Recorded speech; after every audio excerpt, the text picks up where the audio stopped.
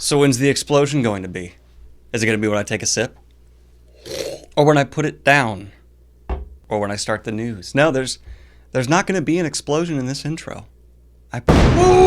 Welcome everybody to another episode of Fantasy News. I am your disheveled goblin host, Daniel Greene, and today we have a delicious, delectable, smorgasbordian pile of fantasy news that covers the gambit from science fiction to hardcore fantasy. So without any further ado, let's go ahead and jump into the first story of the day, which is going to be the fact that we had the Halo trailer drop, and I was extremely mixed on this personally. I think it had some visual elements that were far better than where my expectations were set, but from a storyline and creative choice standpoint, I get they're doing like an alternate timeline thing for this, and they had to do some creative choices to be different, but why would you not use the opening Halo music in your trailer? Like, that would be instant brownie points for fans, and instead they used the most generic sounding sci-fi score I've seen in a long time. The Master Chief voice just does not live up to the voice from the video game, and Cortana,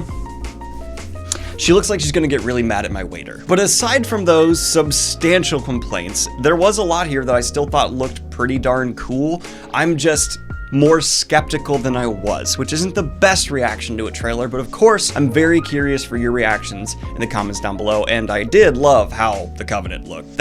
Oh god, that was, wow, it looks really good. And the battle rifle flip, it's a pretty sick battle rifle flip. And right along with my feelings here, the dislike ratio in the video isn't too bad. So we're kind of sitting in this like, meh. And there was just a few other images here that made me go, why? And the choice not to use Halo's iconic theme just for some reason sends a message, maybe a message I shouldn't even be picking up. Maybe it's not really there, but it makes me feel like they just aren't that in tune to what Halo fans really want. Am I completely out of my mind? Let me know in the comments down below. I'm impressed, well, skeptical. It's a very conflicting review of this trailer. But getting into the hardcore side of fantasy news, we actually had the reveal of the cover of Nona the Ninth by Tamsin Muir. The necromancers are back, and they're ready to party. Behold the cover of Nona the Ninth, and I have quite a few things I want to say about this cover that would be spoilery, because I have a theory about who is actually, there's things,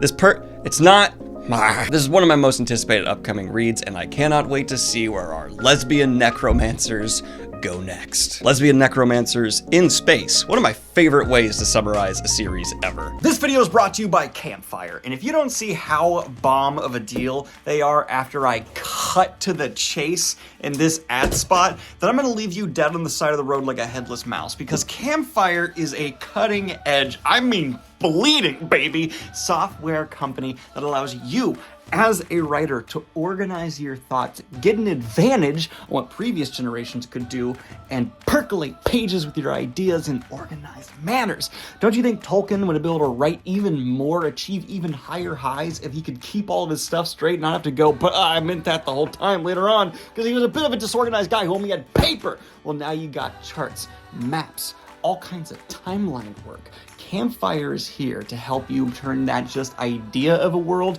into a living, breathing place. All you gotta do is check out the link in the description today, set your own price with how they set it, and pay for the tools you want to use with Campfire technology today.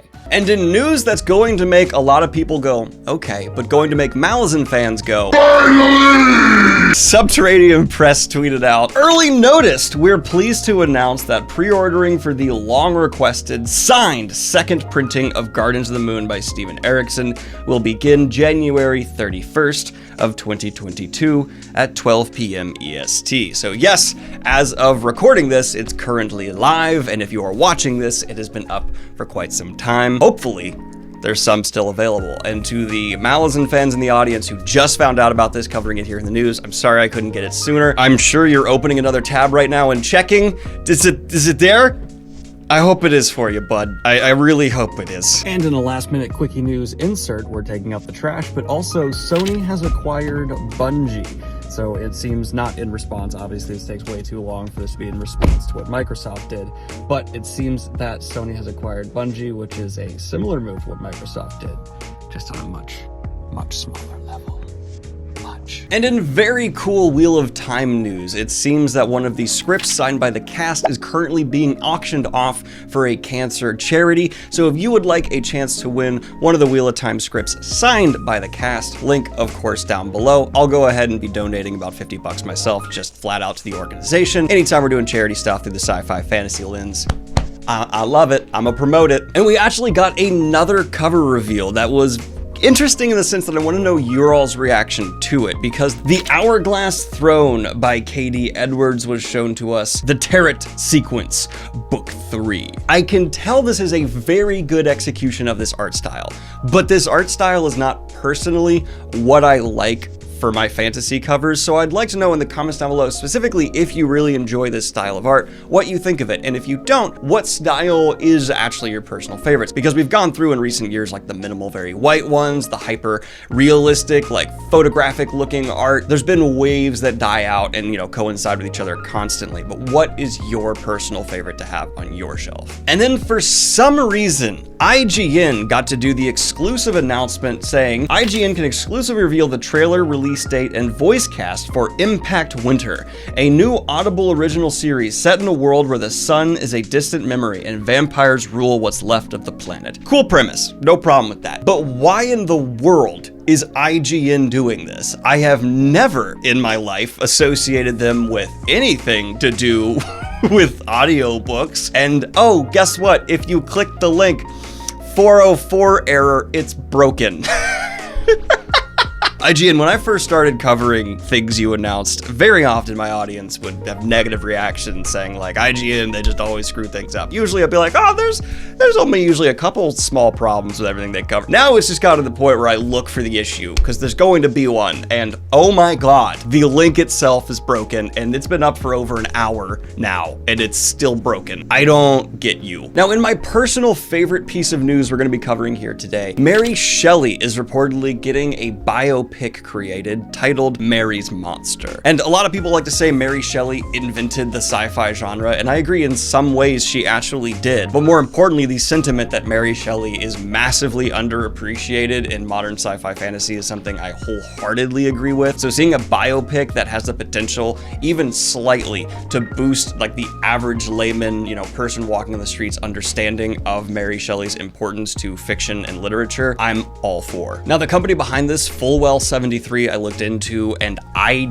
am not really experienced with anything they've done. They certainly have some biography type content under their belt, but I'm hoping this is what they're viewing as their breakout big piece. Let me know though if there's anything under this production company you're aware of that's certainly worth watching. I'd be happy to be proven wrong. And then in the most requested story of the day, we had an update from Totally Not Mark in regards to the One Piece situation happening over on his channel. And personally here on the Fantasy News channel, it resulted in me not participating in any more One Piece content for the time being until I saw a resolution. And the resolution, I'm happy to say, is for the right, but it's not coming from Toei. It's actually coming from YouTube, which is shocking to me. So the actual resolution, which I forgot to say in the original recording here, is that YouTube will allow his videos to remain up and viewable in every country but Japan, which I actually think is the best resolution they could have gone for, because let's be honest, different countries can have different copyright laws. So YouTube being able to go case by case, at least in the big deals like this, gives me confidence